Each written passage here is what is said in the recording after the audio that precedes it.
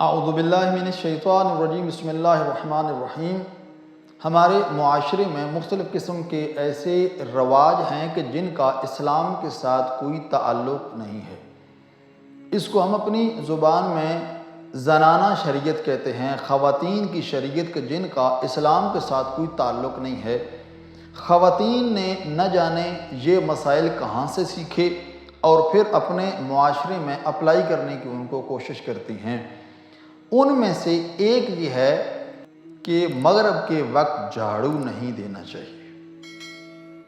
تو ایسی کوئی بات نہیں ہے، آپ صفائی کسی وقت بھی کر سکتی ہیں۔ صفائی کرنا نصف ایمان ہے۔ ایسا نہیں ہے کہ دن کو صفائی کرنا نصف ایمان ہے اور رات میں نہیں ہے، بلکہ جس وقت بھی آپ صفائی کرنا چاہیں آپ صفائی کر سکتی ہیں۔ دوسرا یہ کہا جاتا ہے کہ کسی کے گھر سے نمک نہیں مانگنا چاہیے۔ نہ جانے خواتین نے یہ کہاں سے اخذ کیا کہ اس سے روزی کم ہوتی ہے، حالانکہ ایسا کوئی کنسپٹ اسلام میں موجود نہیں ہے۔ یا جمعرات کو کپڑے نہ دھوئیں، اسلام کا اس کے ساتھ کوئی تعلق نہیں ہے۔ آپ کسی وقت بھی کپڑے دھو سکتی ہیں، کنگھی کر سکتی ہیں، چونکہ صفائی کرنا یہ نصف ایمان ہے۔ یا آپ نے یہ سنا ہوگا کہ اگر کوئی چھوٹا بچہ کسی کے گھر پہلی دفعہ جائے تو اسے کچھ پیسے دیے جاتے ہیں اس عنوان سے کہ اگر اس کو کچھ پیسے ہم نے نہ دیے تو یہ ہمارے گھر میں چوہے چھوڑ جائے گا۔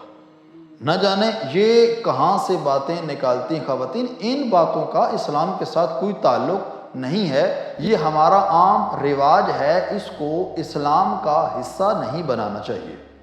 یا آپ نے سنا ہوگا کہ معاشرے میں خواتین یہ کہتی ہیں کہ جب بھی بچے کو دوائی دی جا رہی ہو، بچہ بیمار ہے، اسے آپ کو میڈیسن دے رہی ہیں، دوائی دے رہی ہیں، تو اس سے پہلے بسم اللہ نہ پڑھی جائے۔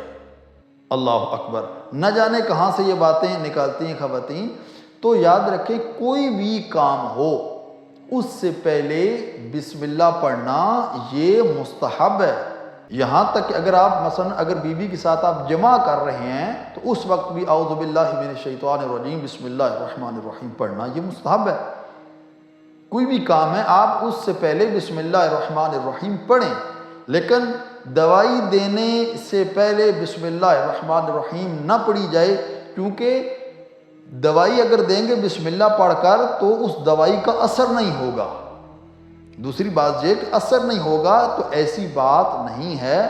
آپ جو بھی کام کریں اور بالخصوص جب دوائی دینے لگے بچے کو تو آپ بسم اللہ الرحمن الرحیم پڑھ کر ہی دوائی دیں تاکہ اس کا کوئی اثر ہو آپ کے بچے کے اوپر۔ یا آپ نے دیکھا ہوگا کہ خواتین نماز پڑھنے کے بعد نماز پڑھی تو اگر کسی اور شخص نے نماز پڑھنی ہے یا کچھ وقفہ نماز کے درمیان آ جاتا ہے تو جائے نماز کو اسی طرح چھوڑتی نہیں ہے بلکہ اس کا ایک کونا فولڈ کر دیتی ہیں، اور ان کا یہ کہنا ہے کہ اگر ہم اس کا ایک کونا فولڈ نہیں کریں گی تو اس سے شیطان جائے نماز کے اوپر نماز پڑھنا شروع کر دیتا ہے۔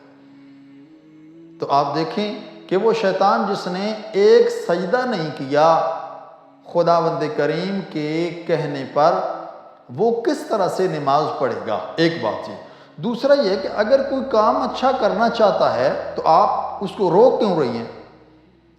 اگر ایک اچھا کام کر رہا ہے چاہے وہ کوئی بھی مخلوق ہے تو اس کو اچھا کام کرنے سے روکنا تو نہیں چاہیے، لیکن نہ جانے یہ کہاں کہاں سے باتیں خواتین نکال کر لاتی ہیں کہ اس کے اوپر شیطان نماز پڑھنے لگتا ہے، حالانکہ کوئی ایسا مسئلہ نہیں ہے۔ آپ مسجد میں دیکھ لیں ہر وقت صفیں لگی ہوئی ہیں، تو کیا مسجد میں بھی ہر وقت شیطان نماز پڑھتا رہتا ہے؟